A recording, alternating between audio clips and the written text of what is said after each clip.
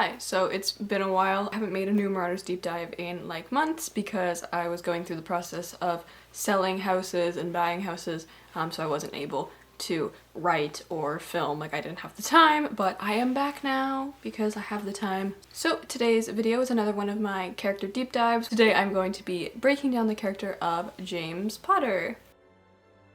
James Potter is a cornerstone in the Marauders fandom, remaining a very popular character throughout the many eras of the fandom and being a part of some of the biggest ships of each decade. He is the Golden Boy, and today I will be breaking down his character. To start, I'm going to be explaining his personality. James Potter in one word is sunshine, or alternatively, the sun. He is known for being calming to those around him, bubbly and extroverted. James is a known leader, leading both the Gryffindor Quidditch team and the Marauders. He has a strong fighting spirit and isn't afraid to let loose and have fun. A pillar of James is his loyalty and love for others. His smile can and has on many occasions lit up a room. He cares deeply for his loved ones and he loves hard.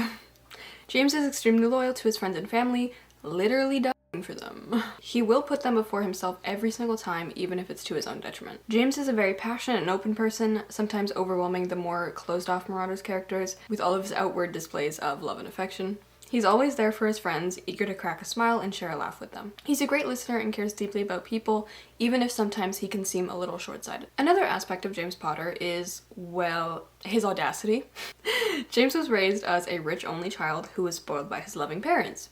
This gave him an overwhelmingly strong confidence at a young age. To quote the iconic All Young Dudes line, "It was James who had an ego the size of a lake but a heart to match it." And this basically sums up his arrogance. James carries himself with his head high up, making himself known. It's because of this arrogance and confidence that he ends up leading so many things during his life. This arrogance is attracting to some, Sirius, Remus, the Marauders, his friends, and it's ugly to others, Lily and Regulus at times. James can come on very strong, and not everyone does love him for that, which is a fact that probably bothers him, because James Potter at his core wants to be liked. He craves being liked, actually. While it's obvious to sit here and say that James is happy but also kind of an asshole at times, there is a part of him that's kind of overlooked, and that's his insecurities, his deep people-pleasing tendencies. James Potter is everything. He is the leader of the Quidditch team, the leader of the Marauders, one of the most popular boys in school, the head boy, the golden boy. What comes with that is a crushing amount of expectation that James struggles to live up to. He doesn't want to disappoint those around him who look up to him, so he bottles up his own issues. He doesn't want to shatter the perfect James Potter image that others have of him in their heads, even if that image is pretty far from who he actually is. It's impossible to be perfect all the time, to be smart and cunning and put together 24/7, to be there for everyone who needs him, to listen to everyone's troubles. But James tries.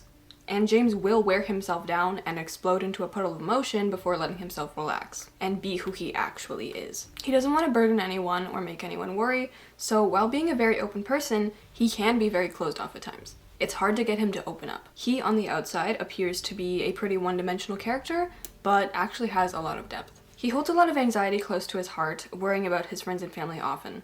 But he hesitates to share any of these thoughts with those who know him. James also struggles to express his negative emotions. He's known as the Sunshine Boy, so how could he confess that he's just as sad or stressed out as any of his other friends? So now that we know what James's personality is like, what does he look like? Ignoring that this is a visual.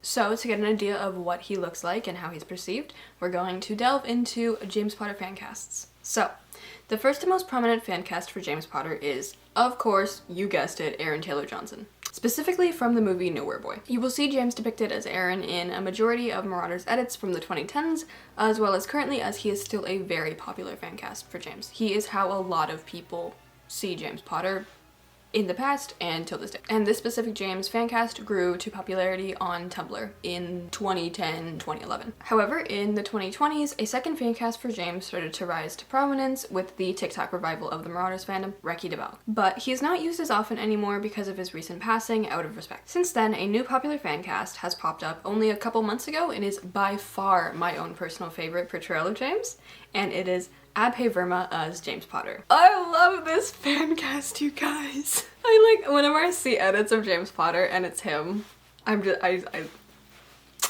perfection, okay? I can't, sorry. Just had to be a fucking nerd.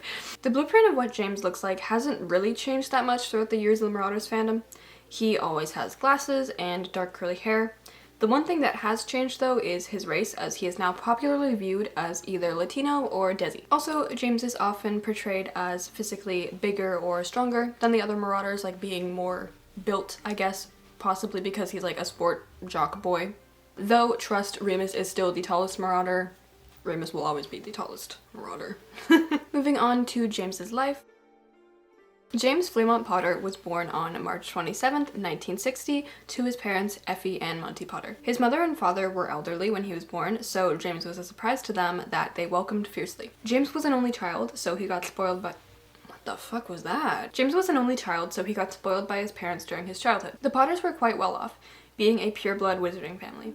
James was very loved as a child and grew up to be very confident in himself. Whereas a lot of his friends had very rough upbringings, looking at you, Sirius, James started his life at Hogwarts with a very different perspective and upbringing than his friends, which made him kind of stand out. His friends would look up to him kind of as this like perfect boy who didn't have any issues with his parents. You know, his parents weren't beating him or dead. And so they looked up to James and saw him kind of as a pillar of like normalcy. His upbringing influenced the way that he thought of himself, but also the way that others thought of him. When he was 11, James started going to Hogwarts.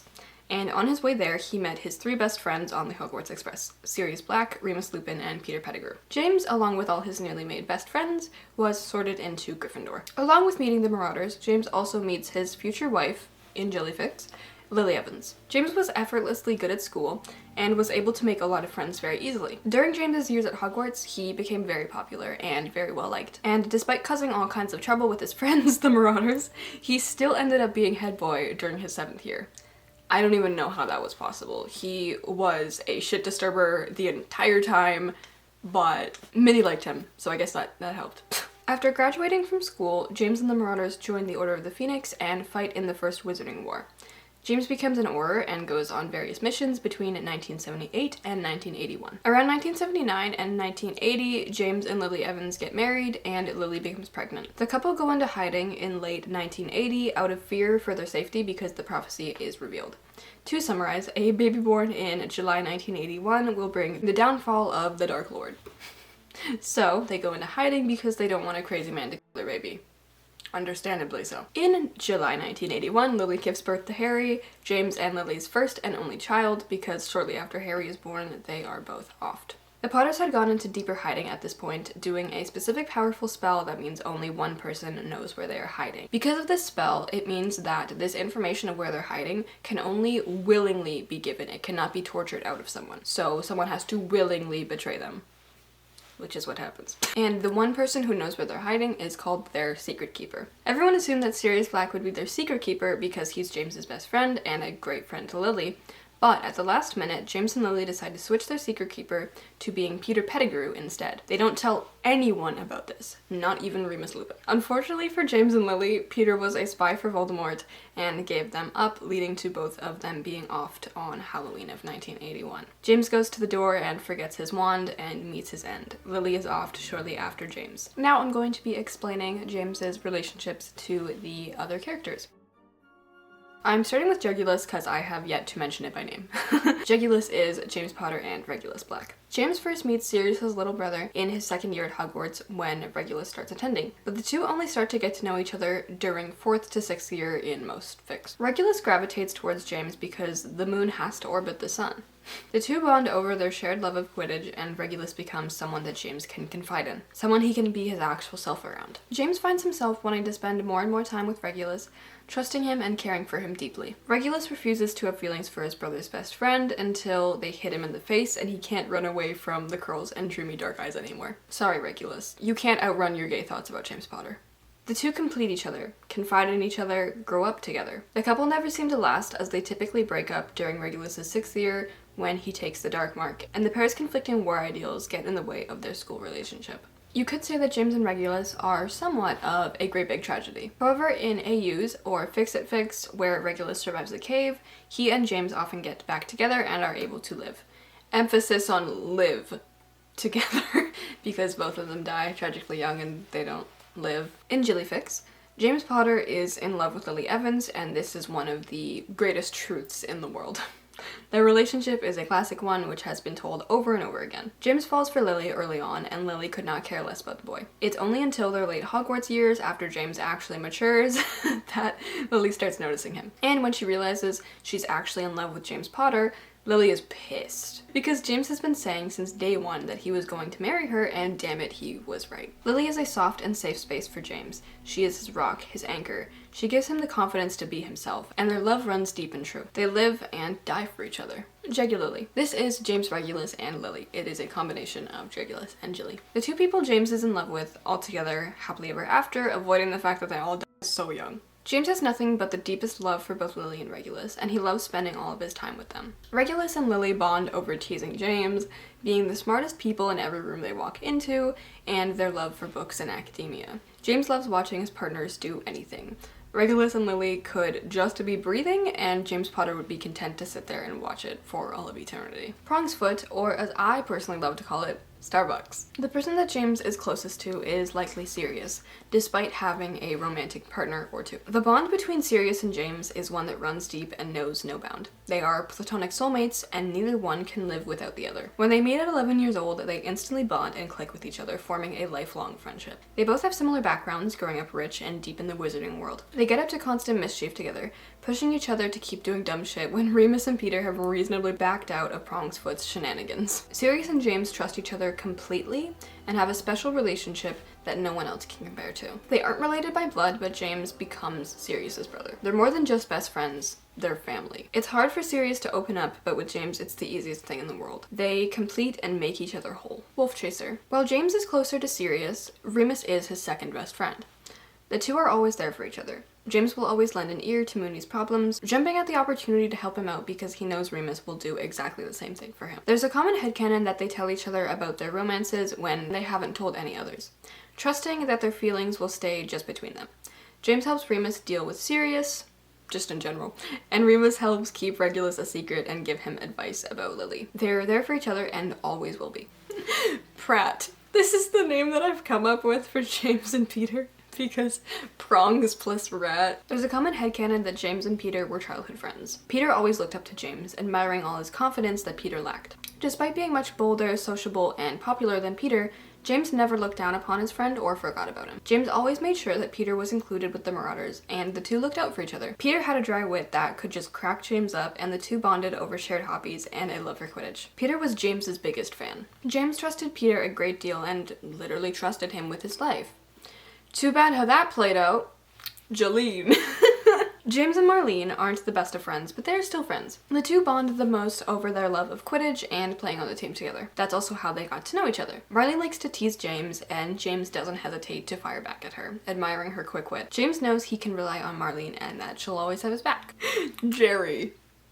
This is obviously James and Mary. James and Mary easily get along, especially being the two of the most social and bubbly personalities of their respective friend groups. Mary can't relate to James's easily forgiving nature and aggressive love for sports, but she can relate to the need of making her friends laugh. Mary and James's friendship is light and airy, but they trust each other. Mary will always lend an ear to James's struggles, something he deeply appreciates. In Regulus Fix, James usually ends up interacting with the Slytherin Skittles, which is the Slytherin friend group in the Marauders, because, well, they're his boyfriend's best friends. He gets along best with the girls because of their shared views. Barty and Evan are Death Eaters.